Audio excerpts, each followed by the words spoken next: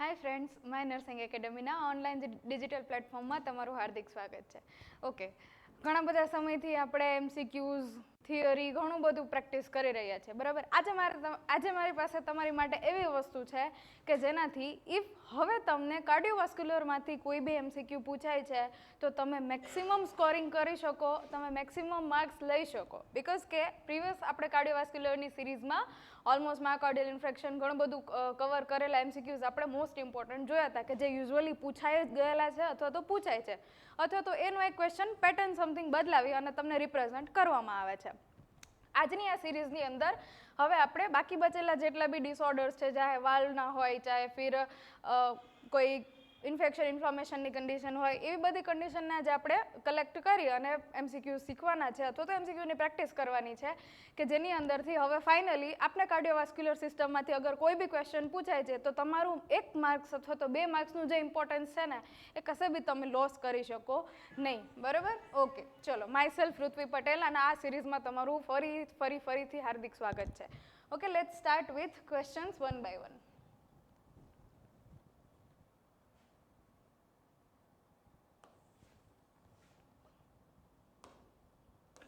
Okay, ચલો. હવે આપણો પહેલો ક્વેશ્ચન છે. A patient with long-standing atrial fibrillation suddenly develops right-sided weakness and slurred speech. Which complication is most likely? Pulmonary edema, stroke, hyperkalemia કે cardiac tamponade? હવે કોઈક patient છે જેને લોંગ સ્ટેન્ડિંગ આટ્રિયલ ફિબ્રિલેશનની તકલીફ છે, પ્રોબ્લેમ છે, અને એ પેશન્ટની અંદર સડનલી રાઇટ સાઇડેડ વીકનેસ અને સ્લર્ડ સ્પીચ જોવા મળે છે. તો આ બંને કોમ્પ્લિકેશન શાના લીધે થયેલી છે એ વસ્તુ આપણા 4માંથી એકમાં નક્કી કરવાનું છે કે ભાઈ રાઇટ સાઇડેડ વીકનેસ અને સ્લર્ડ સ્પીચ છે ને એ કઈ કન્ડિશનની કોમ્પ્લિકેશન તમને અહીંયા જોવા મળે છે. આ ક્વેશ્ચન છે ને તમે બે રીતે ઇઝીલી સોલ્વ કરી શકો. પહેલું કે જુઓ કે આ બે જે કોમ્પ્લિકેશન્સ બતાવી છે એ કયા ટાઈપના સિમ્ટમ્સ છે, કઈ સિસ્ટમના તમને આ સિમ્ટમ્સ દેખાતા અપિયર થતા દેખાય છે, બરાબર. રાઇટ સાઇડેડ વીકનેસ અથવા આપણે એને હેમીપેરેસિસ બી કહી શકીએ, કોઈ બી આપણા બોડીનું રાઇટ હાફ, અને સ્પીચ પ્રોબ્લેમ, બરાબર. તો હવે પહેલી વસ્તુ કે આ બંને જે સિમ્ટમ છે ને એ ન્યુરોલોજિકલ સિમ્ટમ છે. કેવા છે? ન્યુરોલોજિકલ સિમ્ટમ્સ છે. હવે જો neurological symptoms as a complication appear થાય છે તો સીધી વસ્તુ છે કે કોમ્પ્લિકેશન પોતે કોઈ એક ન્યુરોલોજિકલ કન્ડિશન જ હોવી જોઈએ કે જેના લીધે આપણા બ્રેઇનના ફંક્શનિંગની અંદર પ્રોબ્લેમ આવેલો છે અને તમને આ કોમ્પ્લિકેશન બતાવેલી છે, બરાબર. તો હવે આ 4માંથી પહેલી વસ્તુ કે તમને ન્યુરોલોજિકલ કન્ડિશન કઈ દેખાય છે? પલ્મોનરી ઇડીમા, તો એ તો આપણે લંગ્સની વાત કરીએ છીએ. હાઇપરકેલેમિયા, તો એ તો ઇલેક્ટ્રોલાઇટ ઇમ્બેલેન્સની વસ્તુ છે. કાર્ડિયાક ટેમ્પોનેટ તો પોતે જ એક કાર્ડિયોવાસ્ક્યુલર સિસ્ટમની કન્ડિશન છે, બરાબર. વધ્યું સ્ટ્રોક. સ્ટ્રોક વસ્તુ શું છે તો કે જ્યારે તમારા બ્રેઇન સુધી ઇનફ બ્લડ સપ્લાય નથી પહોંચતી, બ્રેઇનનું ફંક્શનિંગ નથી થતું અને એના લીધે જે ડિફિકલ્ટીઝ છે એ વસ્તુને આપણે કહીએ સ્ટ્રોક, બરાબર. તો હવે સીધી વસ્તુ છે કે આ જે વીકનેસ અને સ્પીચ, આ ન્યુરોલોજિકલ કોમ્પ્લિકેશન ત્યારે જ જોવા મળે જ્યારે તમને કોઈ neurological condition as a complication arise થઈ ગયેલી હોય, બરાબર. તો સીધી વસ્તુ છે કે હવે પેશન્ટને લોંગ સ્ટેન્ડિંગ એટ્રિયલ ફિબ્રિલેશન છે. હવે આ સમજો, એટ્રિયલ ફિબ્રિલેશનનો મતલબ શું થાય તો કે લોંગ ટર્મ, આને લોંગ સ્ટેન્ડિંગ છે એટલા માટે આપણે કહીએ long term irregular and rapid heart rhythm.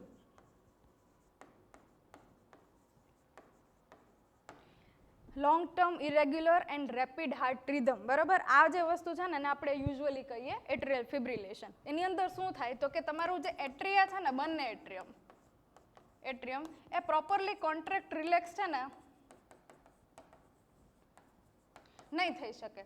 શું થશે તો કે પ્રોપરલી તમારા જે એટ્રિયમ છે ને એ during process of blood pumping properly blood filling માટે અને પમ્પિંગ માટે કોન્ટ્રાક્ટ અને રિલેક્સ નહીં થઈ શકે. હવે એ ટાઈમે પ્રોબ્લેમ શું થશે તો કે હાર્ટની અંદર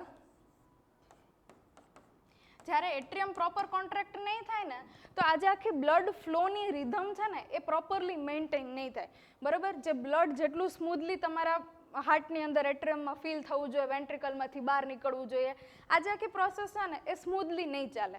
હવે બ્લડની એક કેરેક્ટરિસ્ટિક છે કે બ્લડ જો એક સમય એક થોડા કરતાં વધારે સમય માટે એકની એક જગ્યાએ સ્થિર રહીને તો એની અંદર ક્લોટ્સ ફોર્મેશન થઈ જાય. શું થઈ જાય? ક્લોટ ફોર્મેશન થઈ જાય.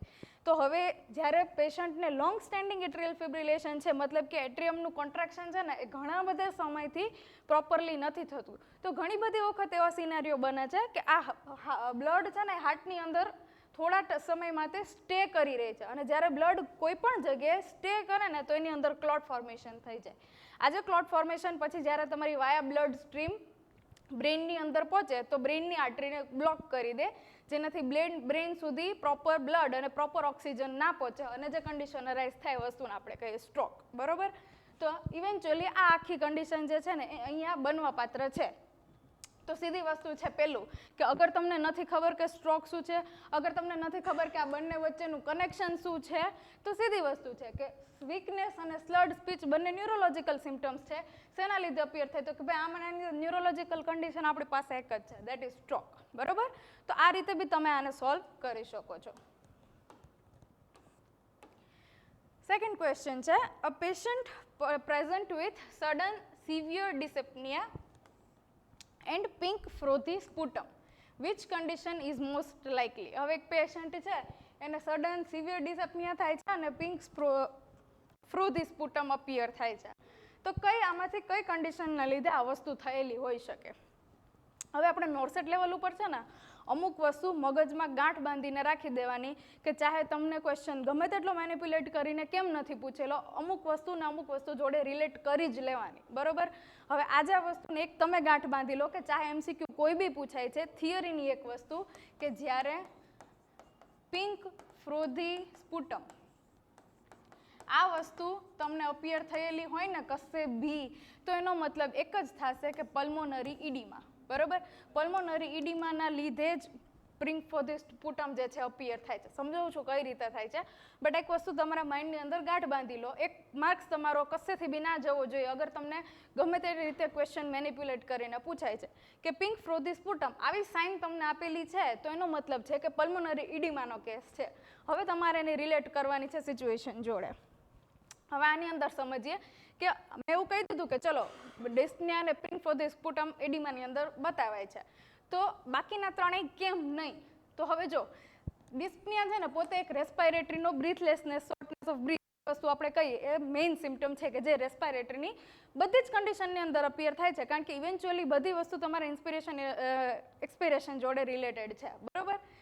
ત્યાં પ્રોબ્લેમ કોઝ કરે છે. હવે એમ્બોલિઝમ હશે ને ત્યારે બી ડિસ્પનિયા તો જોવા મળશે, અસ્થમા હશે તો સિવિયર ડિસ્પનિયા જોવા મળશે, ન્યુમોથોરેક્સ જેની અંદર એર ફીલ થઈ જાય છે લંગ્સની અંદર, એની અંદર બી તમને ડિસ્પનિયા જોવા મળશે. તો હવે ડિસ્પનિયા તો ચારે ચારની અંદર જોવા મળે છે, તો આપણા પાસે કયું વધ્યું? પિંક ફ્રોધી સ્પુટમ, કે એ હવે આ ચારમાંથી કઈ જગ્યાએ જોવા મળે છે એ આપણો સાચો આન્સર. બરોબર? તો હવે પિંક ફ્રોધી સ્પુટમની સ્ટોરી સાંભળો કે જે પલ્મોનરી ઇડીમા છે, મતલબ કે લંગ્સની અંદર બ્લડનું અથવા તો ફ્લુઇડનું બિલ્ડઅપ થઈ જાય છે. બરાબર? હવે નોર્મલી લંગ્સમાંથી આ જે સ્પુટમ છે એ પ્રોડ્યુસ થાય અને સિક્રેટ થાય, તમે જે ગળફો કાઢો છો. બરાબર? હવે જ્યારે વધારે પડતું ઇડીમા, મતલબ કે વધારે પડતું બ્લડ તમારા લંગ્સની અંદર જ્યારે એક્યુમ્યુલેટ થઈ જાય ને તો એના લીધે લંગ્સની અંદરની જે કેપિલરીઝ હોય ને, શું હોય? કેપિલરીઝ, એમાંથી સમ અમાઉન્ટ ઓફ બ્લડ ક્યારેક લંગ્સની અંદર લીક થઈ જાય. શું થઈ જાય? બ્લડ લીક થઈ જાય. ક્યાં થઈ જાય? તો કે લંગ્સની અંદર. હવે સ્પુટમ કેવા કલરનું હોય? તો કે વ્હાઇટ. બરાબર? પ્લસ બ્લડ કેવા કલરનું હોય? રેડ. અને હવે તમે વ્હાઇટ કલર અને બ્લડ રેડ કલરને મિક્સ કરો તો તમને કેવો કલર મળે? પિંક. બટ ઓબ્વિયસ વસ્તુ છે. બરોબર? તમે એક વ્હાઇટ કલરનો વોટર કલર લઈ લો, એક રેડ કલરનો વોટર કલર લઈ લો, બંનેને આવી રીતે મિક્સ કરશો તો તમને જે કલર અપિયર થશે એ કેવો હશે? પિંક. અહીંયા બી સેમ એ જ વસ્તુ બનશે. તમારું જે સ્પુટમ છે યુઝ્યુઅલી વ્હાઇટ કલરની અંદર હોય છે, એની અંદર આ કેપિલરીઝમાંથી જે બ્લડ લીક થાય છે ને બીકોઝ ઓફ એડીમા, એ બ્લડ એની અંદર મિક્સ થવાના લીધે એ સ્પુટમનો કલર કેવો થઈ જાય? પિંક થઈ જાય. પિંક કલરનું સ્પુટમ તમને જોવા મળશે. બરોબર? ધેટ્સ વાય પલ્મોનરી ઇડીમાની અંદર આપણે પિંક ફ્રોધી સ્પુટમ જે છે જોવા મળશે. આ વસ્તુને હવે તમારે હંમેશા માટે યાદ રાખી લેવાની છે. શું કામ થયું એ બી તમારે યાદ રાખી લેવાનું છે. બરોબર? Okay. A patient with acute pulmonary edema is admitted to emergency department. Okay. Pulmonary edema નું પેશન્ટ છે અને emergency department ની અંદર એડમિટ કરેલું છે. What is the best immediate nursing position? બરાબર? કઈ એવી પોઝિશન છે કે જે સડનલી તમને આ પલ્મોનરી ઇડીમા છે એનાથી થોડી ઘણી રાહત આપશે? ઓપ્શન છે સુપાઇન, ટ્રેન્ડલબર્ગ, હાઈ ફાવલર્સ કે લેફ્ટ લેટરલ. બરાબર?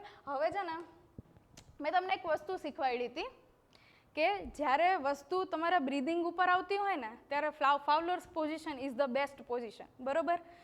તો અહીં અંદર તમને પહેલું ફાવલર્સ દેખાય છે, ઓકે, સાચું છે. અગર તમને નથી ખબર કે શું કામ આપવી જોઈએ, શું કામ અહીંયા આપવી જોઈએ, પલ્મોનરી ઇડીમાં છે તો શું કામ આપવી જોઈએ, નથી ખબર, જવા દો.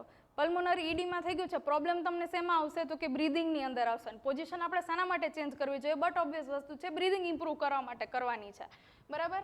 તો હવે ઇફ તમને કંઈ જ નથી ખબર તો તમારે એટલી વસ્તુ યાદ રાખવાની છે કે ફાવલર્સ પોઝિશન બ્રીધિંગ ડિફિકલ્ટીની અંદર બેસ્ટ વર્ક્સ. બરાબર? હવે ઇફ તમને ડિટેલમાં જવાની થોડી બી ઈચ્છા છે તો સમજો કે ફાવલર્સ પોઝિશનની અંદર શું છે તો કે પેશન્ટને આ રીતે બેસાડવામાં આવે 90 ડિગ્રીએ. બરાબર? એનું જે આ રીતે એને બેસાડ સિટિંગ પોઝિશનની અંદર આપણે બેસાડીએ, એ વસ્તુને આપણે કહીએ હાઈ ફાવલર્સ પોઝિશન 90 ડિગ્રી. બરાબર? હવે પલ્મોનરી ઇડીમાની અંદર થાય છે શું તો કે લંગ્સની અંદર બ્લડનું બિલ્ડઅપ જોવા મળે છે. શું કામ જોવા મળે છે તો કે પલ્મોનરી ઇડીમા થવાનું એક જ રીઝન મેઇન વાઇડલી નોન છે, દેટ ઇઝ કે જ્યારે હાર્ટની અંદર પ્રોબ્લેમ છે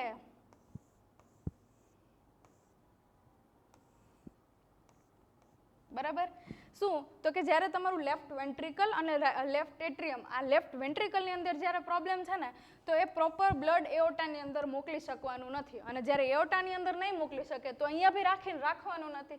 તો એ શું કરશે તો કે આનો બેક ફ્લો થઈ જશે અહીંયા લેફ્ટ એટ્રિયમની અંદર અને ફરીથી પાછું બ્લડ જે છે ક્યાં વયું જશે? લંગ્સમાં. આ જે આખી સિચ્યુએશન બને ને એના લીધે તમને પલ્મોનરી ઇડીમા જોવા મળશે. હવે આપણે શું કરવાનું તો કે જ્યારે તમે પેશન્ટને છે ને સિટિંગ પોઝિશનની અંદર બેસાડશો ને તો એનું જે વિનસ રિટર્ન છે ને એ કેવું થઈ જાય? ઓછું થઈ જાય. અગર તમે સૂતા છો તમને ગ્રેવિટી લાગુ નથી પડતી. હવે તમે ઊભા છો તો તમને ગ્રેવિટી લાગુ પડે છે તો ઉપરનું બ્લડ ઇઝીલી નીચે જાય છે, પણ નીચેનું બ્લડ ઇઝીલી ઉપર આવી શકે નહીં. વિનસ રિટર્ન કેવું હોય? ઓછું હોય. જ્યારે તમે સૂતા છો તો તમે બેલેન્સમાં છે તમારું બોડી તો વિનસ રિટર્ન ઇઝીલી થઈ શકે છે. લેટરલમાં છો તો બી ઇવેન્ચ્યુઅલી તમે લાઇંગ પોઝિશનની અંદર જ છો તો વિનસ રિટર્ન થઈ શકે છે.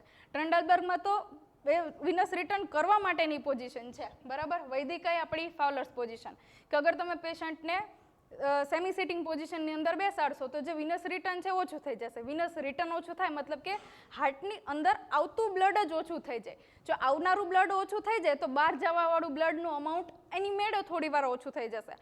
અને ઇફ પ્રોબ્લેમ ક્યાં છે? વેન્ટ્રિકલની અંદર છે. વેન્ટ્રિકલ બોડીની અંદર બ્લડને પંપ નથી કરી શકતું એટલે બ્લડ ફરીથી લંગ્સમાં જતું રહે છે. બરાબર? તો આપણે વિનસ રિટર્ન ઓછો કરી દઈએ તો થોડા સમય માટે ઇમિડિયેટલી એક પોઝિશનથી ટેમ્પરરી રિલીફ જે છે એ પેશન્ટને મળી શકે છે. ઓકે, નેક્સ્ટ ક્વેશ્ચન છે a patient with early left sided heart failure is being assessed which lung finding appear first. જો અગેન આપણે લેફ્ટ સાઇડના હાર્ટની વાત આવી છે કે ભાઈ પેશન્ટને છે ને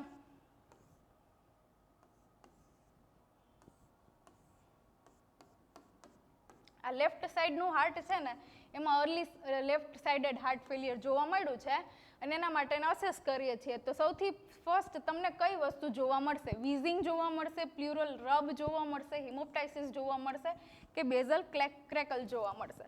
હવે સમજો આપણે શું કીધું કે એક જ વસ્તુ બને જ્યારે લેફ્ટ સાઈડનું હાર્ટ તમારું ફેલ હોય અથવા તો ઓછું કામ કરતું હોય અથવા તો એની અંદર કોઈ અર્લી કોમ્પ્લિકેશન હોય, એક જ વસ્તુ થાય કે આ લેફ્ટ વેન્ટ્રિકલ છે ને એ એઓટાની અંદર બ્લડ નહીં મોકલી શકે એટલે બ્લડનો અહીંયાથી બેક ફ્લો થઈ અને બ્લડ પાછું વહી જશે લંગ્સમાં. લંગ્સમાં પાછું બ્લડ જાય એટલે શું જોવા મળે? પલ્મોનરી ઇડીમા. અને પલ્મોનરી ઇડીમા જોવા મળે ત્યારે એક વસ્તુ અપિયર થાય કે આ તો તમારા લંગ્સ છે. બરાબર? હવે આની અંદર જ્યારે અહીંયા ફ્લુઇડનું બિલ્ડઅપ થશે ને તો અહીંયા જે સાઉન્ડ આવશે ને એક પ્રકારનો પોપિંગ સાઉન્ડ આવશે અસ્કલ્ટેશનમાં. કેવો? પોપિંગ અથવા તો ક્રેકલ સાઉન્ડ. અહીંયા લંગ્સની અંદર આ ફ્લુઇડનું બિલ્ડઅપ થઈ ગયું છે ને એના લીધે જ્યારે તમે અસ્કલ્ટેશન કરશો ને તો તમને ક્રેકલ્સ આમ પોપઅપ ફૂટતા હોય ને એ ટાઈપનો અથવા તો ક્રેકલ સાઉન્ડ જે છે એ અપિયર થતો જોવા મળશે. ક્યાં જોવા મળશે? તો કે લંગ્સના બેઝ ઉપર, અને એ સાઉન્ડને આપણે કહીએ બેઝલ ક્રેકલ્સ, બીકોઝ કે લંગના બેઝ ઉપર જોવા મળે છે અને ક્રેકલ્સ ટાઈપનો પોપિંગ સાઉન્ડ જોવા મળે છે ડ્યુ ટુ પલ્મોનરી ઇડીમા. એટલા માટે આપણે એને શું કહીએ? તો કે બેઝલ ક્રેકલ્સ જે છે એ કહીએ છીએ. ઓકે, નેક્સ્ટ ક્વેશ્ચન છે, a patient developed raised jugular vein pressure, pedal oedema and hepatomegaly. Okay, which condition is suggested? એક પેશન્ટ છે, એને 3 કન્ડિશન એક સાથે જોવા મળે છે, તો કે rays jugular vein pressure, pedal એડિમા અને હેપેટોમેગાલી. કઈ કન્ડિશનના લીધે આ 3 વસ્તુ થયેલી હોઈ શકે? પહેલું છે left heart failure, right heart failure, pulmonary oedema કે શોક. બરોબર, 4 ઓપ્શન છે તમારી પાસે. તો અગર લેફ્ટ હાર્ટ ફેલિયર હોત તો મેં તમને શું કીધું કે પલ્મોનરી ઇડીમા જોવા મળે. સીધી વસ્તુ, એક જ વસ્તુ મગજમાં ગાંઠ બાંધીને રાખી લો કે લેફ્ટ સાઈડનું હાર્ટ ફેલ છે ને તો પલ્મોનરી ઇડીમા જોવા મળશે મળશે ને મળશે. તો પલ્મોનરી ઇડીમા જેવા તો કોઈ પેડલ એડિમા છે, પલ્મોનરી નથી. બરોબર, પેડલ મતલબ કે પગની અંદર, લોઅર લેગ્સની અંદર તમને બ્લડ પુલિંગના લીધે એડિમા જોવા મળે. તો લેફ્ટ હાર્ટ ફેલિયર તો નથી જ. હવે લેફ્ટ હાર્ટ ફેલિયરના લીધે પલ્મોનરી ઇડીમા જોવા મળે એટલે પલ્મોનરી ઇડીમા તો નથી જ, બીકોઝ કે અહીંયા પલ્મોનરી ઇડીમાને લઈને આપણે કોઈ સિમ્ટમ જોવા મળતું નથી. વધે છે તમારી પાસે રાઇટ હાર્ટ ફેલિયર અને શોક. હવે અહીંયા તમારે થોડું ઘણું એનાટોમીનું નોલેજ હોવું જરૂરી છે. પહેલું કે જુગ્યુલર વેઇન પ્રેશર અથવા તો જુગ્યુલર વેઇન શું છે? તો કે આપણી એક મેઇન એવી વેઇન છે જે વિનસ પ્રેશર મેન્ટેન કરે છે, અથવા તો એક પ્રકારનો એક મિરર છે કે જે રાઇટ એટ્રિયમની અંદર શું થાય છે ને એ તમને બતાવશે. રાઇટ એટ્રિયમની અંદર કોઈ પણ પ્રોબ્લેમ હશે ને તો તમને સૌથી પહેલાં જુગ્યુલર વેઇન પ્રેશરની અંદર ખબર પડશે. શું કામ એ સમજો. હવે આપને એવું ખબર છે કે રાઇટ એટ્રિયમની અંદર બ્લડ લઈને કોણ આવે? તો કે સુપિરિયર વેના કહેવા અને ઇન્ફિરિયર વેના કહેવા જે છે ને એ રાઇટ એટ્રિયમની અંદર બ્લડ લઈને આવે. હવે એમાંની આ જે સુપિરિયર વેના કહેવા છે ને એના તમે થોડુંક આગળની પેઢી જોવા જાવ ને તો એનું ઓરિજિન છે ને આ જુગ્યુલર વેઇન છે. શું છે? જુગ્યુલર વેઇન.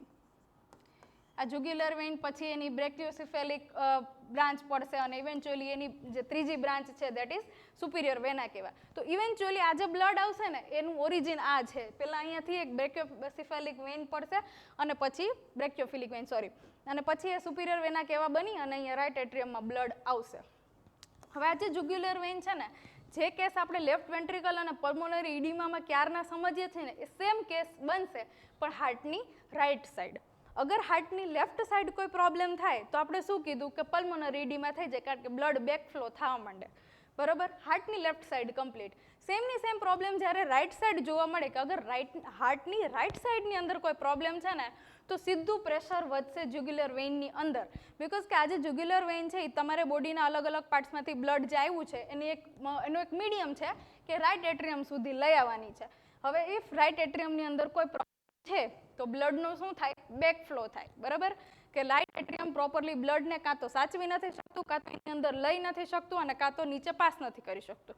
કંઈક એકાદી પ્રોબ્લેમ છે રાઇટ સાઈડની અંદર તો એ શું કરશે? અહીંયાથી બ્લડને પાછું મોકલશે અને પાછું મોકલશે એટલે ક્યાં જશે? ફરીથી જુગ્યુલર વેઇનની અંદર જશે અને એનું પ્રેશર કેવું થઈ જાય? વધી જાય. બરોબર, તો પહેલી વસ્તુ જોવા મળી આપણે જુગ્યુલર વેઇન પ્રેશર.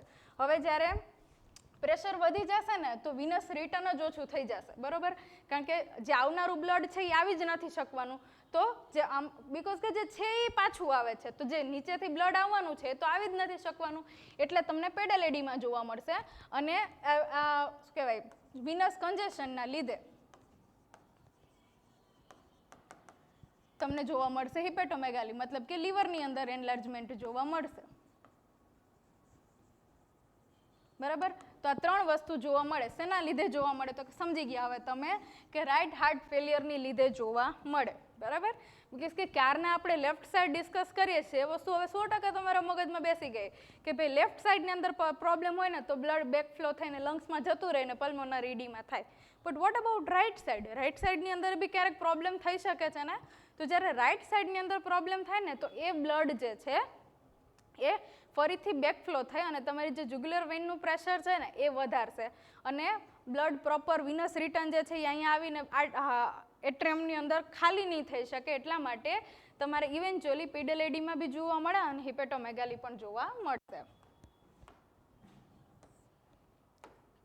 નેક્સ્ટ જુઓ, a patient after myocardial infarction. Okay, condition આપી દીધી છે માયોકાર્ડિયલ ઇન્ફ્રેક્શન ડેવલપ્સ હાઇપોટેન્શન, કોલ્ડ, ક્લેમી સ્કિન અને ઓલિગુરિયા.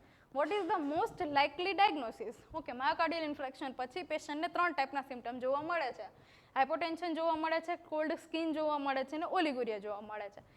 આ 4માંથી કઈ વસ્તુના લીધે આ કન્ડિશન થઈ હોઈ શકે? બરોબર, ઓપ્શન્સ છે, પહેલું સેપ્ટિક શોક, બીજું કાર્ડિયોજેનિક શોક, ત્રીજું ન્યુરોજેનિક શોક અને ચોથું એનાફાઇલેટિક શોક.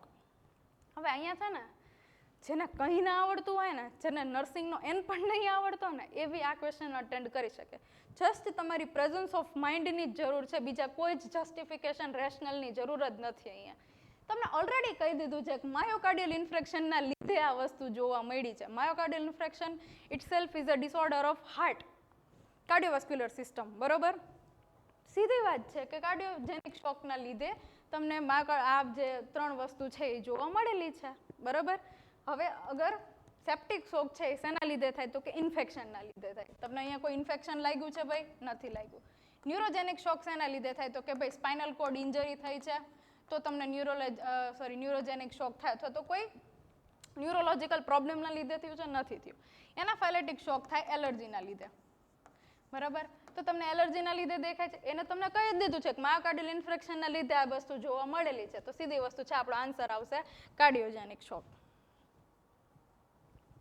ઓકે, નેક્સ્ટ ક્વેશ્ચન છે, a patient present with hypotension, okay, raised jugular vein pressure and muffled heart sound. Okay, this combination of sign is known as.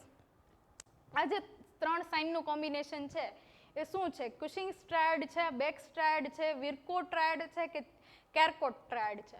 બરાબર, શું જોવા મળે છે? તો કે પેશન્ટને હાઇપોટેન્શન છે પહેલું, બીજું આ રેઝ જ્યુગ્યુલર વેઇન પ્રેશર અને ત્રીજું મફલ્ડ હાર્ટ સાઉન્ડ. તો તમને પૂછવામાં આવેલું છે કે આ કયા ટ્રાયડ, મતલબ કે કયા ટ્રાયડના 3 સિમ્ટમ તમને અહીંયા જોવા મળે છે. તો હવે તમારા આન્સર માટે હું તમને કહી દઉં કે આ વસ્તુ જે છે એ બેક સ્ટ્રાઇડ, આ તમારે યાદ રાખવાની વસ્તુ છે કે બેક સ્ટ્રાઇડની અંદર એક જોડે આ 3 સિમ્ટમ જે છે અપિયર થાય છે. હવે વસ્તુ આવે છે કે બેક સ્ટ્રાઇડના લીધે અગર જોવા મળે છે પણ એક સ્પેસિફિક કન્ડિશન તો હશે ને કે જેની અંદર આ વસ્તુ જોવા મળે છે. કઈ કન્ડિશન એવી છે કે જેની અંદર તમને આ 3 સિમ્ટમ અથવા તો આ ટ્રાયડ જે છે જોવા મળશે? બરોબર, તો એની અંદર જે છે જે કન્ડિશન આવશે દેટ ઇઝ કાર્ડિયાક ટેમ્પોન. ઓકે, હવે કાર્ડિયાક ટેમ્પોનેટનો મતલબ શું થાય? તો કે એક્યુમ્યુલેશન ઓફ અથવા તો ફ્લુઇડ એક્યુમ્યુલેશન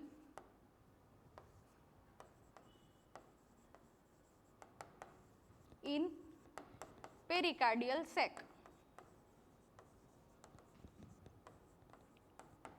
બરોબર, હવે જ્યારે હાર્ટના જે 3 લેયર છે, પેરિકાર્ડિયમ, માયોકાર્ડિયમ અને પેરીમેટ્રિયમ, એન્ડોમેટ્રિયમ, પેરિકાર્ડિયમ, માયોકાર્ડિયમ અને એન્ડોકાર્ડિયમ. બરોબર, ઓકે, સોરી, ઘણી વખત થઈ જાય આવું.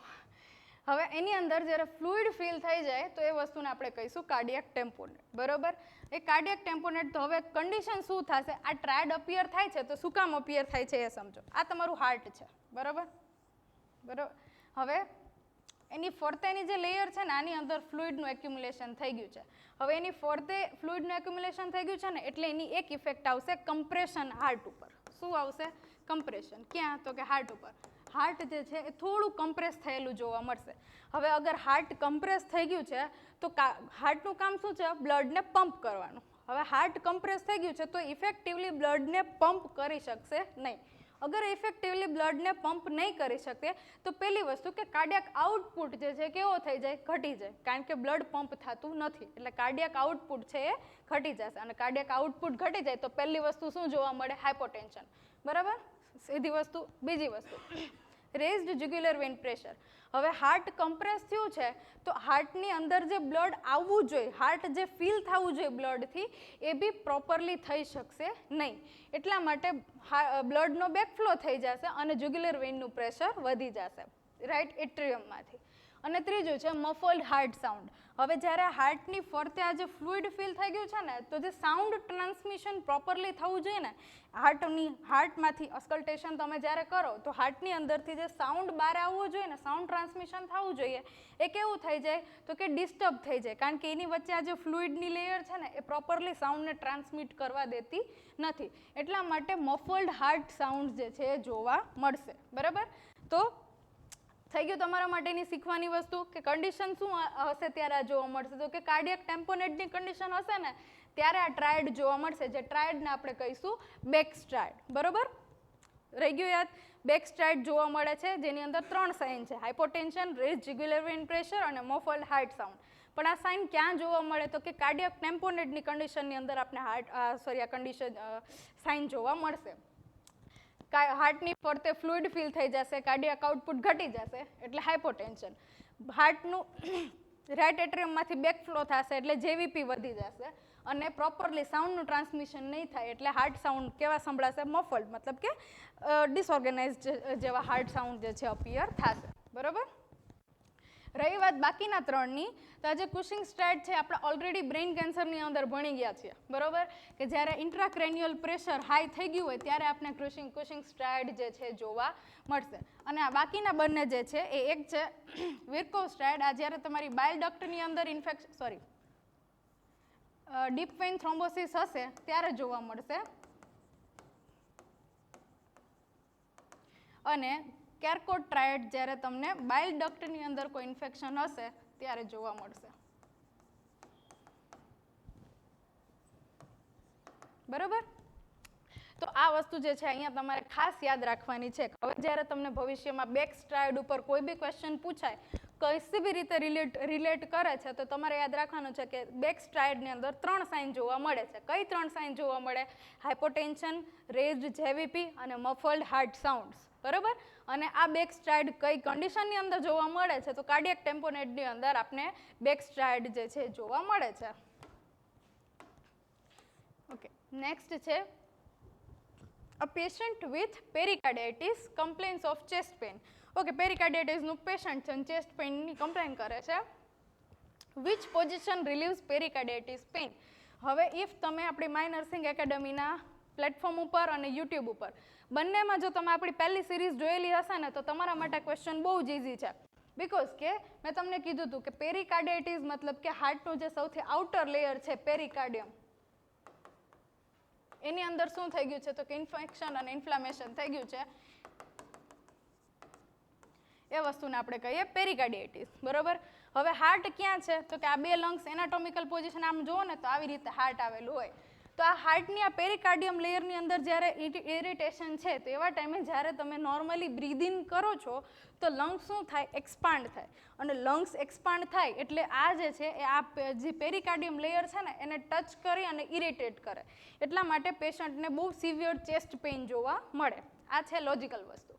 હવે આપણે કરવાનું શું તો કે પેશન્ટને છે ને આમ આગળની બાજુ થોડુંક લીન ફોરવર્ડ કરી અને એવી પોઝિશન આપી દેવાની, મતલબ કે એને આ બેસાડી અને આગળની બાજુ ઝૂકે ને એવી પોઝિશન આપવાની, જેનાથી શું થાય તો કે ડાયાફ્રામ વચ્ચેની, હાર્ટ વચ્ચેની, લંગ્સ વચ્ચેની જે ડિસ્ટન્સ છે ને એ વધી જાય. જો થોડુંક આ એનાથી દૂર થઈ જાય ને તો જ્યારે તમે શ્વાસ લ્યો ને લંગ્સ એક્સપાન્ડ થાય ને તો એ વસ્તુ તમારા હાર્ટને ઇરિટેટ નહીં કરે. એકચ્યુઅલમાં આ જે લંગ્સના એક્સપેન્શનના લીધે પેઇન થાય છે ને, પેઇનને આપણે કહીએ પ્લ્યુરાઇટિક પેઇન. શું કહીએ? પ્લ્યુરાઇટિક પેઇન. બરોબર? તો એટલા માટે એની બેસ્ટ પોઝિશન છે લીનિંગ ફોરવર્ડ. તમે આગળની બાજુ ઝૂકશો ને એટલે જે ડિસ્ટન્સ છે ને એ થોડું વધી જશે, જેના લીધે જ્યારે તમે બ્રીધ ઇન કરો ને તો હાર્ટની જે પેરિકાર્ડિયમ લેયર છે એને ઇરિટેશન જોવા મળે નહીં. બરાબર? નેક્સ્ટ ક્વેશ્ચન છે a patient develops mitral valve damage years after untreated streptococcal infection. Okay, what is the most common cause of mitral stenosis? મિત્રલ વાલ્વની અંદર પ્રોબ્લેમ થયો છે, ક્યાં હોય તો કે લેફ્ટ એટ્રિયમ અને લેફ્ટ વેન્ટ્રિકલની વચ્ચે જે વાલ આવે એને આપણે કહીએ મિત્રલ વાલ્વ. એની અંદર પ્રોબ્લેમ થયો છે after years of untreated streptococcal infection. Person છે એને સ્ટ્રેપ્ટોકોકલ ઇન્ફેક્શન થયું છે પણ એને ઘણા સમય સુધી ટ્રીટ કરેલું નથી અને હવે એને અચાનકથી મિત્રલ વાલ્વની હાર્ટના વાલ્વની પ્રોબ્લેમ થઈ ગઈ છે. તો શું એનો કોઝ હશે? તો હવે તમારે એક વસ્તુ અગેન અહીંયા ગાંઠ બાંધી લેવાની છે કે સ્ટ્રેપ્ટોકોકલ ઇન્ફેક્શન મતલબ કે આન્સર તમને ક્વેશ્ચનમાં જ મળી ગયો. શું? તો કે ર્યુમેટિક ફીવર. જ્યારે રુમેટિક ફીવર છે એની અંદર સ્ટ્રેપ્ટોકોકસ ઓરિયસ નામના બેક્ટેરિયાનું ઇન્ફેક્શન લાગે છે. હવે આ બેક્ટેરિયાનું ઇન્ફેક્શન જ્યારે લોંગ ટર્મ સુધી ટ્રીટ ના કરવામાં આવે તો તમારી બોડી એક ઓટો ઇમ્યુન રિસ્પોન્સ જે છે એ જનરેટ કરે. શું કરે? Auto immune response. આ ઓટો ઇમ્યુન રિસ્પોન્સની અંદર તમારા બોડીથી એક મિસ્ટેક થઈ જાય છે કે એ ઓટો ઇમ્યુનલી તમારા હાર્ટના વાલ્વ ઉપર જે છે એ અફેક્ટ કરે છે. ક્યાં? તો કે હાર્ટના વાલ્વ ઉપર. બરાબર? અને જ્યારે હાર્ટના વાલ્વ ઉપર અફેક્ટ કરે ત્યારે તમને અને જ્યારે હાર્ટ ઉપર અટેક કરે ત્યારે ર્યુમેટિક હાર્ટ ડિસીઝ જોવા મળે અને ઇવેન્ચ્યુઅલી જે તે પર્સનને હાર્ટના વાલ્વની પ્રોબ્લેમ જે છે થતી જોવા મળે છે. બરાબર? તો એ વસ્તુ તમારે યાદ રાખવાની છે કે ર્યુમેટિક ફીવર ઇફ સ્ટ્રેપ્ટોકોકલ ઇન્ફેક્શન તમે ટ્રીટ નથી કરેલું તો એ ફીવર જે છે એ ર્યુમેટિક હાર્ટ ડિસીઝ બનશે અને હાર્ટ ડિસીઝ બની અને એ તમારા હાર્ટના વાલ્વને જે છે ડેમેજ કરી દેશે. ઓકે, નેક્સ્ટ ક્વેશ્ચન છે અ પેશન્ટ પ્રેઝન્ટ વિથ સિન્કોપ મતલબ કે ફેન્ટિંગ, અંજાઇના ચેસ્ટ પેઇન અને ડિસ્નિયા મતલબ કે શોર્ટનેસ ઓફ બ્રીથ. આ ત્રણ વસ્તુ એની અંદર એકસાથે જોવા મળે. Which valvular disease is most likely? કયા વાલ્વની અંદર પ્રોબ્લેમ હોઈ શકે અગર પેશન્ટને ત્રણ સિમ્ટમ એકારે જોવા મળે છે? હવે અગેઇન છે ને અહીંયા આ ટ્રાયડની જ વાત કરવામાં આવેલી છે. જ્યારે ત્રણ સિમ્ટમ એકાર અપિયર થાય ને તો એને કહેવાશે ટ્રાયડ. બરોબર? ક્યાં શેની અંદર જોવા મળે છે આ ટ્રાયડ? તો કે જોવા મળશે એઓર્ટિક સ્ટેનોસિસની અંદર. શાની અંદર જોવા મળશે? એઓર્ટિક સ્ટેનોસિસની અંદર આ પ્રોબ્લેમ જે છે એ જોવા મળશે. શું કામ જોવા મળશે એ જુઓ. હવે એઓર્ટા શું છે? તો કે આ તમારું હાર્ટ છે. બરાબર? હવે હાર્ટમાંથી જે બહાર નીકળતી જે મેઇન આપણી આર્ટરી છે એને આપણે કહીએ એઓર્ટા, કે જેમાંથી બ્લડ આખી બોડીને મળી રહેશે. હવે આ એઓર્ટાનું શું થઈ ગયું છે? તો કે સ્ટેનોસિસ થઈ ગયું છે. મતલબ કે એની અંદર નેરોઈંગ જોવા મળે છે. હવે પહેલી વસ્તુ, અગર નેરોઈંગ જોવા મળશે તો સૌથી પહેલી વસ્તુ શું થશે? તો કે એઓર્ટા એક મેઇન ગેટવે છે જેના દ્વારા હાર્ટમાંથી બ્લડ બોડીને પહોંચે છે. હવે અગર એ જ સ્મોલ થઈ ગયો છે, નેરો થઈ ગયો છે, તો જે કાર્ડિયાક આઉટપુટ છે એ કેવું થઈ જાય? ઘટી જાય. કાર્ડિયાક આઉટપુટ ઘટશે તો આખા બોડીની જે બ્લડની અને બ્લડના મારફતે ઓક્સિજનની જે નીડ છે એ પૂરી નહીં થાય. હવે બ્લડ જે છે એ બ્રેઇન સુધી શું થશે? તો કે ઓછું પહોંચશે. અને અગર બ્રેઇન સુધી ઓછું પહોંચશે એટલે પહેલી તમને સિમ્ટમ જોવા મળશે, ધેટ ઇઝ સિન્કોપ અથવા તો ફેન્ટિંગ. બરાબર? બીજી વસ્તુ છે અંજાઇના. હવે અગર એ એઓર્ટાની અંદરથી નથી જતું બીકોઝ કે એઓર્ટા નાની થઈ ગઈ છે તો એ ક્યાં આવશે? પાછું આવશે. પાછું આવીને ક્યાં આવશે? તો કે લેફ્ટ વેન્ટ્રિકલની અંદર બ્લડ જે છે એ પાછું આવશે. અને જો અહીંયા બ્લડનું એક્યુમ્યુલેશન થવા મળશે એટલે શું થઈ જશે? તો કે એલવી હાઇપરટ્રોફી જોવા મળશે. શું જોવા મળશે? લેફ્ટ વેન્ટ્રિક્યુલર હાઇપરટ્રોફી જોવા મળશે. અને એ લેફ્ટ વેન્ટ્રિક્યુલર હાઇપરટ્રોફીના લીધે તમને જોવા મળશે ચેસ્ટ પેઇન. બરાબર? બીજી વસ્તુ, હવે લેફ્ટ વેન્ટ્રિકલની અંદર બી બહુ બધું બ્લડ થઈ ગયું છે તો લેફ્ટ વેન્ટ્રિકલ શું કરશે? બ્લડને અહીંયાથી બી પાછું મોકલશે. એટલે જાશે બ્લડ લેફ્ટ એટ્રિયમમાં અને જાશે લંગ્સમાં. અને શું થશે? પલ્મોનરી ઇડીમા. અને પલ્મોનરી ઇડીમા થાય એટલે તમને શું જોવા મળે? તો કે શોર્ટનેસ ઓફ બ્રીથ જે છે એ જોવા મળે.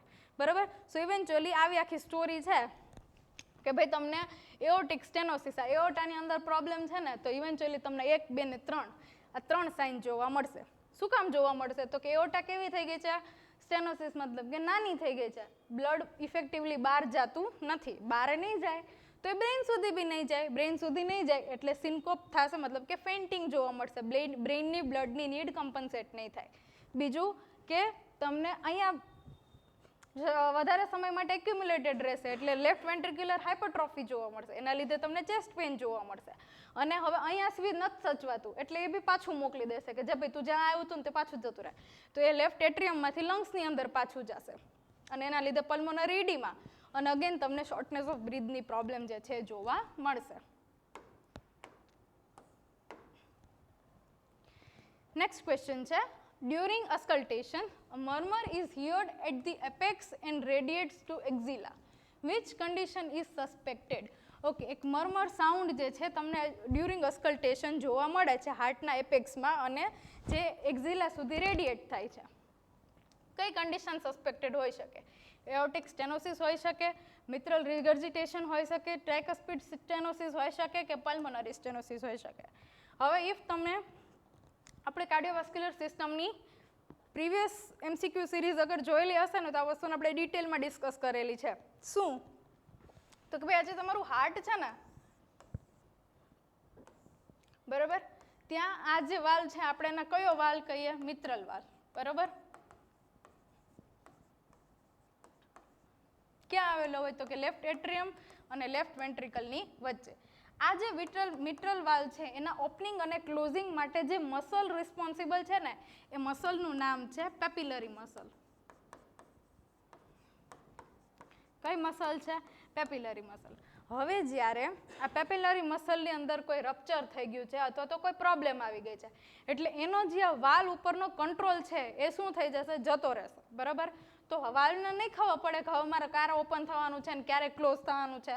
બરાબર, તો હવે જ્યારે આ વાલ્વને નહીં ખબર પડે તો એબનોર્મલી ઓપન ક્લોઝ થાય અને એબનોર્મલ બ્લડ ફ્લો આની વચ્ચે જોવા મળશે. એવા ટાઈમે જે સાઉન્ડ સંભળાય એ સાઉન્ડને આપણે કહીએ મરમર સાઉન્ડ. બરાબર, કોન્સેપ્ટ ક્લિયર છે? ક્યારે?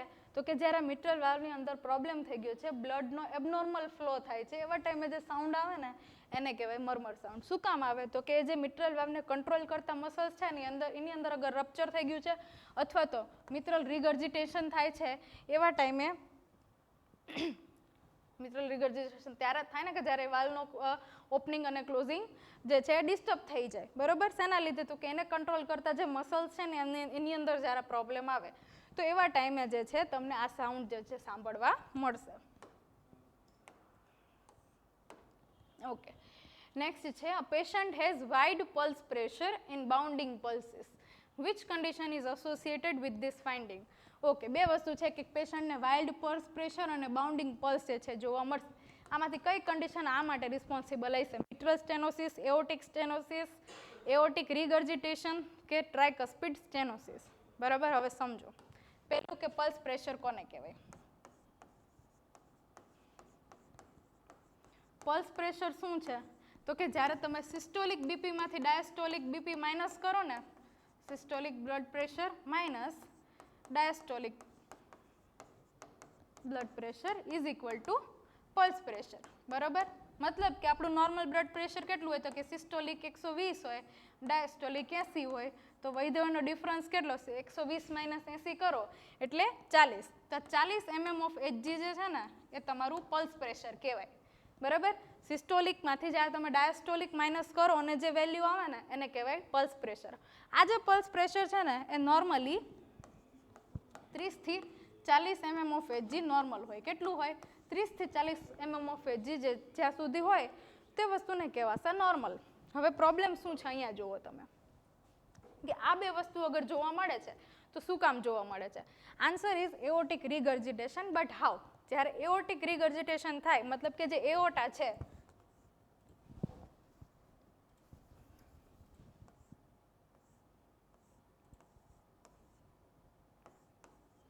આ જે હાર્ટમાંથી જે એઓર્ટા બહાર નીકળે છે એની અંદર રિગર્જિટેશન મતલબ કે બ્લડનો બેકફ્લો નહીં બટ એબનોર્મલ ક્લોઝિંગ.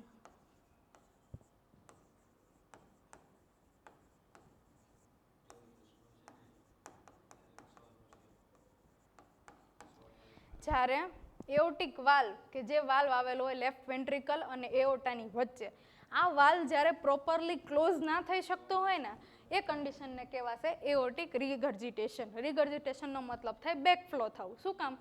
તો કે આ જે એઓર્ટિક વાલ્વ કે જે લેફ્ટ વેન્ટ્રિકલ અને એઓર્ટાની વચ્ચે આવેલો હોય, લેફ્ટ વેન્ટ્રિકલ અને એઓર્ટા,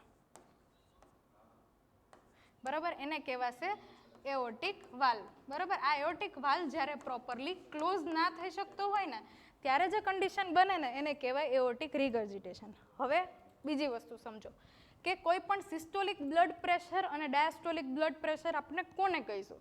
તો પહેલી વસ્તુ કે આપણે બ્લડ પ્રેશર એટલે આર્ટરીમાં બ્લડ જે આર્ટરી ઉપર પ્રેશર આપે એને આપણે કહીએ બ્લડ પ્રેશર, સીધી વસ્તુ છે.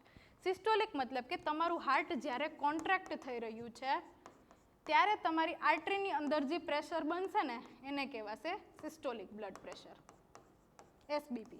બરાબર, અને તમારું હાર્ટ જ્યારે રિલેક્સ થઈ રહ્યું છે અથવા તો કોન્ટ્રેક્શન અને રિલેક્સેશન ત્યારે તમારી આર્ટરીની અંદર જે પ્રેશર હશે ને એને કહીશું આપણે ડાયસ્ટોલિક બીપી. બરાબર, હવે સમજો કે જ્યારે તમારી એઓર્ટા કેવી થઈ ગઈ છે, એનો વાલ ખરાબ થઈ ગયો છે, મતલબ કે લેફ્ટ વેન્ટ્રિકલમાંથી જે બ્લડ એઓર્ટાની અંદર જવું જોઈએ એ કેવું થાય છે, લેફ્ટ વેન્ટ્રિકલની અંદર પાછું જાય છે. હવે એવા ટાઈમે લેફ્ટ વેન્ટ્રિકલની અંદર શું થઈ જશે, લેફ્ટ વેન્ટ્રિકલની અંદર બ્લડ જે છે વધારે પડતું એક્યુમ્યુલેટ થવા માંડશે. બિકોઝ કે અહીંયા શું છે, આ વાલ ખરાબ છે એટલે બ્લડ છે થોડું થોડું પાછું આવે છે, વધારે પડતું આગળ જઈ શકતું નથી. લેફ્ટ વેન્ટ્રિકલ ઉપર આવશે પ્રેશર કે ભાઈ મારે બ્લડને મોકલવું તો પડશે બહાર, કારણ કે હાર્ટ પાસે એટલી કેપેસિટી નથી કે વધારાનું બ્લડ સાચવી શકે, બરાબર. તો હવે લેફ્ટ વેન્ટ્રિકલ શું કરશે, ફોર્સફુલી એ બ્લડને ધરારથી એઓર્ટાની અંદર મોકલવાની ટ્રાય કરશે. એટલે જે પ્રેશર આવશે એ કેવું આવશે, એકદમ વધારે. હવે એવા ટાઈમે શું થશે તો કે તમારું જે સિસ્ટોલિક બીપી હશે ને, મતલબ કે જ્યારે હાર્ટ કોન્ટ્રાક્ટ થાય તો બ્લડ એઓર્ટાની અંદર જાય. લેફ્ટ વેન્ટ્રિકલની અંદર બહુ બધું બ્લડ છે એને બહાર કાઢવું છે, એટલે લેફ્ટ વેન્ટ્રિકલ શું કરશે, એકદમ ફોર્સફુલી કોન્ટ્રાક્ટ થશે અને બ્લડને બહાર કાઢવાની ટ્રાય કરશે. તો તમારું જે સિસ્ટોલિક બીપી મતલબ કે કોન્ટ્રાક્ટ થવા ટાઈમે જે બ્લડ પ્રેશર છે ને એ કેવું થઈ જશે, એકદમ હાઈ. હવે કોન્ટ્રાક્ટ થયું છે એટલે રિલેક્સ થશે. હવે રિલેક્સ થશે એટલે શું થશે તો કે હાર્ટ રિલેક્સ થઈ ગયું, પણ એ ટાઈમે લેફ્ટ વેન્ટ્રિકલમાંથી બ્લડ એક્ઝેક્ટ એ ટાઈમે ક્યાં હોવું જોઈએ, એઓર્ટાની અંદર હોવું જોઈએ, પણ વાલ કેવો છે, ખરાબ. તો એઓર્ટાની અંદર બ્લડ કેવું હશે, એકદમ જ ઓછું, કારણ કે બ્લડ અહીંયાથી આગળ ગયું જ નથી, તો એઓર્ટાની અંદર બ્લડ કેવું હોવાનું, ઓછું. તો હવે ડ્યુરિંગ ટાઈમ ઓફ રિલેક્સેશન મતલબ કે જ્યારે તમારું હાર્ટ રિલેક્સ થયું છે એ ટાઈમે તમારી આર્ટરીની અંદર જે પ્રેશર હોય ને એને આપણે કહીએ ડાયસ્ટોલિક બીપી. તો હવે એની અંદર બ્લડ જ નથી તો બ્લડ પ્રેશર ક્યાંથી હોવાનું, બરાબર. તો એ બીપી કેવું થઈ જશે, ડાયસ્ટોલિક બીપી સડનલી ડ્રોપ થઈ જશે. એટલે આ બંને વચ્ચેનું જે ડિફરન્સ છે એ કેવો થઈ જાય, એકદમ વધારે થઈ જાય, કે કોન્ટ્રાક્શન ટાઈમે એનું બીપી એકદમ વધી ગયું અને રિલેક્સેશન ટાઈમે એઓર્ટાની અંદર બ્લડ જ નથી તો બીપી કેવું થઈ ગયું, ઓછું થઈ ગયું. અને આ બંને ડિફરન્સના લીધે વાઇડ પલ્સ પ્રેશર જોવા મળે. મતલબ કે ઇફ ફોર એન એક્ઝામ્પલ તરીકે આ ફ્લો કરીને જ્યારે આને બ્લડ બહાર કાઢવું છે ને ત્યારે 110 પ્રેશર આપે છે સિસ્ટોલિક, અને જ્યારે રિલેક્સ થાય છે ને તો એની અંદર માત્ર 50 mm ઓફ Hg જ પ્રેશર વધે છે. તો આ બંને વચ્ચેનો જે ડિફરન્સ છે એ કેવો થઈ જવાનો છે, વધારે, બરોબર. તો એ વસ્તુને કહેવાશે વાઇડ પલ્સ પ્રેશર. વાઇડ મતલબ કે વધારે પડતું પલ્સ પ્રેશર જે છે જોવા મળશે. આ વસ્તુ પહેલી. બીજું બાઉન્ડિંગ પલ્સ. હવે જ્યારે લેફ્ટ વેન્ટ્રિકલ ફોર્સફુલી બ્લડને બહાર કાઢવાની ટ્રાય કરશે ને ત્યારે જે પલ્સ આવશે ને એકદમ ફોર્સફુલ પલ્સ આવશે જ્યારે તમે પાલ્પેશન કરશો ને ત્યારે, બરોબર. એ વસ્તુને કહેવાશે બાઉન્ડિંગ પલ્સીસ. શેના લીધે આ વસ્તુ થાય તો કે એઓર્ટિક રિગર્જિટેશનના લીધે થાય. મતલબ કે એઓર્ટિક વાલ્વ જે છે એની અંદર એનું જે એબનોર્મલ ક્લોઝર છે ને એના લીધે આખી વસ્તુ જે છે ઘટના બનેલી છે. ઓકે. ત્રીજું છે, પેશન્ટ વિથ ફીવર અને new heart murmur is suspected to have pericarditis, myocarditis, ineffective endocarditis કે ર્યુમેટિક ફીવર, બરોબર. એક પેશન્ટ છે અને સડનલી ફીવર જોવા મળે છે, ફીવર જોવા મળે છે અને ન્યૂ હાર્ટ મર્મર. હવે મેં તમને કીધું કે હાર્ટ મર્મર ક્યારે જોવા મળે, જ્યારે વાલ્વની અંદર પ્રોબ્લેમ આવી હોય ને ત્યારે આ વસ્તુ જોવા મળે. હવે પેરિકાર્ડિયાટિસમાં તમને એવું લાગે છે કે હાર્ટના વાલ્વને કોઈ પ્રોબ્લેમ થઈ છે, નથી થઈ, બિકોઝ કે પેરિકાર્ડિયમ લેયર જ સૌથી બહારનું છે, એને એના હાર્ટને કોઈ વાલ્વને કોઈ લેવા દેવા જ નથી, વાલ્વ એની જોડે કશેથી બી કનેક્ટેડ નથી, તો એની અંદર કોઈ પ્રોબ્લેમ નથી, તો આવશે પેરિકાર્ડિયમ તો નહીં આવે. માયોકાર્ડિયમ બી આવશે નહીં, બિકોઝ કે જે મસલનું લેયર છે અને મિડલ લેયર છે એ બી કશેથી, આ જે પેરિકાર્ડિયમ છે એ તો નહીં આવે. માયોકાર્ડિયમ મસલનું લેયર છે એ બી નહીં આવે, કારણ કે એ બી ડિરેક્ટલી કશે બી હાર્ટના વાલ્વની જોડે કનેક્ટેડ નથી. ત્રીજું ર્યુમેટિક ફીવર. હા, ર્યુમેટિક ફીવર જે છે એના લીધે તમને પ્રોબ્લેમ જોવા મળશે, હાર્ટના વાલ્વને લઈને પ્રોબ્લેમ જોવા મળશે, પણ એ ક્યારે, જ્યારે તમને સ્પેસિફિકલી સ્ટેફેલોકોકસનું ઇન્ફેક્શન હોય એવા કેસની અંદર, અને એ બી ક્યારે, જ્યારે આ વસ્તુ લેટ જોવા મળશે, સડનલી અચાનકથી તમને હાર્ટ સાઉન્ડ એવા એબનોર્મલ સંભળાવવા માંડે એવી વસ્તુ જોવા મળશે નહીં, તો ર્યુમેટિક ફીવર આવશે નહીં. વૈધું કયું, ઇનઇફેક્ટિવ એન્ડોકાર્ડાઇટિસ. આ જે જે અંદરનું લેયર છે ને એ સીધું તમારા હાર્ટ આરે કનેક્ટેડ છે, બરોબર. તો અહીંયા જે વાલ્વ છે ને એની અંદર પ્રોબ્લેમ આવશે, એન્ડોકાર્ડિયમ લેયરની અંદર જ્યારે ઇન્ફ્લામેશન થયું છે તે તમારા હાર્ટના વાલ્વને ડેમેજ કરશે અને એના લીધે તમને અચાનકથી આ સાઉન્ડ જે છે સંભળાશે, બિકોઝ કે મેં શું કીધું તો કે એબનોર્મલ બ્લડ ફ્લોના લીધે જે સાઉન્ડ આવે એને આપણે કહીએ એબનોર્મલ હાર્ટ મર્મર સાઉન્ડ, બરોબર. નેક્સ્ટ છે patient complains of calf pain during walking. Which ડિસઅપિયર્સ with rest. અગર પેશન્ટ જે છે ચાલે છે ને તો એવા ટાઈમે એના કાફ મસલ્સની અંદર, મતલબ સાવ સિમ્પલ લેંગ્વેજમાં તમને કહું ને તો આપણે વધારે પડતી એક્સરસાઇઝ કરી લઈએ, દોડી લઈએ તો આપણે ગોટલા ચડી ગયા, આવું કહે ને. હા, એ જે ગોટલા ચડવાનું જે પેઇન છે ને એને કહેવાય કાફ મસલ્સ, બરાબર. ત્યાં પેશન્ટ ચાલે છે ને તો એને પેઇન થાય, પણ બેસી જાય ને તો પેઇન રિલીવ થઈ જાય. શાના લીધે આ વસ્તુ થતી હશે? આ સિમ્પટમને શું કહેવાય? અથવા તો રેસ્ટ પેઇન કહેવાય, ઇન્ટરમિટન્ટ ક્લાઉડિકેશન કહેવાય, ન્યુરોપેથી કહેવાય કે મસલ ક્રેમ્પ્સ કહેવાય. તો હવે પેલું કે રેસ્ટ પેઇન છે તો એ રેસ્ટ ટાઈમે થવાનું છે, તો એમાં પેશન્ટને ચાલવાની ક્યાં વાત જ આવી, તો રેસ્ટ પેઇન આવશે નહીં. બીજું ન્યુરોપેથી તો કોઈ નર્વ ડેમેજના લીધે તમને જે પેઇન થાય ને એને કહેવાય આપણે ન્યુરોપેથી, બરાબર, અથવા તો ન્યુરાલ્જિયા. મસલ ક્રેમ્પ્સ તમને ક્યારે થાય? તો કે તમારા મસલ્સની અંદર કોઈ પ્રોબ્લેમ છે ને તો એવા ટાઈમે તમને જોવા મળશે. પણ આપણે આ વસ્તુને કહીશું ઇન્ટરમિટન્ટ ક્લાઉડિકેશન. શું કામ? ઇન્ટરમિટન્ટ ક્લાઉડિકેશન કઈ વસ્તુને કહેવાશે? તો કે જ્યારે તમે વોકિંગ મતલબ કે એક્ટિવિટીના મોડમાં છો ત્યારે તમારા કાફ મસલ્સને સૌથી વધારે ઓક્સિજન અને બ્લડની નીડ છે, બરાબર. તો હવે એ નીડ કમ્પન્સેટ ના થાય ને તો તમારા જે કાફ મસલ્સને છે ને એની અંદર ક્રેમ્પ્સ આવવા માંડી, એની જે ઓક્સિજનની ડિમાન્ડ પૂરી ના થાય ને તો એની અંદર પેઇન જોવા મળે. એ વસ્તુને આપણે કહીશું ઇન્ટરમિટન્ટ ક્લાઉડિકેશન. શું કામ? તો કે આ જે કાફ મસલ્સ છે ને જ્યારે તમે ચાલતા હો ને ત્યારે સૌથી વધારે ઓક્સિજન અને બ્લડની નેસેસિટી છે. અગર એ પૂરી નથી થતી તો લેક ઓફ ઓક્સિજન અને લેક ઓફ બ્લડ સપ્લાયના લીધે ત્યાં પેઇન જોવા મળશે, સ્પાઝમ જોવા મળશે. અને જેવા તમે બેસી જશો, તમારી એક્ટિવિટી સ્ટોપ થઈ ગઈ તો ઇનફ એની બ્લડ સપ્લાય આરામથી પૂરી થઈ જશે અને તમારું પેઇન રિલીવ થઈ જશે. એ વસ્તુને કહેવાશે ઇન્ટરમિટન્ટ ક્લાઉડિકેશન, બરાબર. ઓકે, અને લાસ્ટ ક્વેશ્ચન છે venous ulcers are most commonly found at. તો પહેલી વસ્તુ કે વિનસ અલ્સર શું હોય અને ક્યાં જોવા મળે? હીલમાં જોવા મળે, ટોમાં જોવા મળે, મીડિયલ મેલસમાં જોવા મળે કે ડોર્સમ ઓફ ફૂટમાં જોવા મળે, બરાબર. તો હવે વિનસ અલ્સર્સ કોને કહેવાય? પહેલા તો વિનસ અલ્સર શું વસ્તુ છે? તો કે જ્યારે તમારું વિનસ રિટર્ન જે છે ને એ ઓછું થઈ ગયું હોય ને તો બ્લડ જે છે ને એ તમારા લોઅર એક્સ્ટ્રીમિટીઝની અંદર બ્લડ પુલિંગ જોવા મળે, મતલબ કે વધારે પડતું બ્લડ તમારી લોઅર એક્સ્ટ્રીમિટીઝની અંદર, લેગ્સની અંદર એક્યુમ્યુલેટ થઈ ગયેલું જોવા મળે. હવે એ બ્લડ બહુ વધારે સમય માટે તમારા લેગની અંદર જમા રહેવાના કારણે તમારા લેગની અંદર અલ્સર્સ જોવા મળે, જેને આપણે વિનસ અલ્સર કહીએ. શું કહીએ? વિનસ અલ્સર્સ. આ જે વિનસ અલ્સર્સ છે શું કામ થાય? તો કે વિનસ રિટર્ન પ્રોપર નથી થતું, બ્લડનું પુલિંગ થઈ જાય છે અને એના લીધે વધારે સમય માટે બ્લડ ત્યાં રહેવાના લીધે જ અલ્સર થાય ને એને વિનસ અલ્સર્સ કહેવાય, બરાબર. હવે આ વિનસ અલ્સર આ કઈ જગ્યાએ જોવા મળશે? હીલની અંદર જોવા મળશે. અગર જો હીલની અંદર જોવા મળે ને તો એને આપણે કહીશું પ્રેશર અલ્સર, તો એ વિનસ અલ્સર નથી. અગર એ ટોની અંદર જોવા મળે તો એ વસ્તુને આપણે હીલ્સની અંદર કહીશું પ્રેશર અલ્સર.